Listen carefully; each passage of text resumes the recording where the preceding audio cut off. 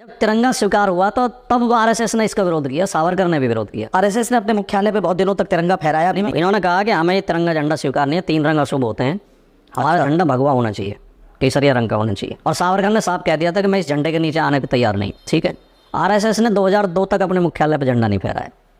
26 जनवरी 2001 को 2 लड़कों ने, युवा लड़कों ने जो देशभक्त थे, उन्होंने जाकर आरएसएस के मुख्यालय पर नागपुर में झंडा लगा दिया। तो आरएसएस ने रिपोर्ट लिखवाई, उनके खिलाफ उन्हें जेल भिजवाया। अरे, और जब ये केस कोर्ट में आया जी, तो जज ने पूछा कि इन्होंने कौन सा झंडा फहराया था, कि जी तिरंगा झंडा, हमने देश का झंडा फहराया था। तो बोले तुम्हें क्या आपत्ति है, तुम झंडा नहीं फहराते हो, स्वतंत्रता दिवस पे भी नहीं फहराते हो। तो आरएसएस ने कहा नहीं। तो कोर्ट ने आदेश दिया कि आपको 15 अगस्त और 26 जनवरी को झंडा फहराना पड़ेगा, राष्ट्रीय ध्वज। ये कोर्ट के आदेश पर फहराया, आदेश के बाद ये फहराते हैं और केवल 15 अगस्त और 26 जनवरी को ही फहराते हैं, बाकी दिन नहीं लगाते हैं।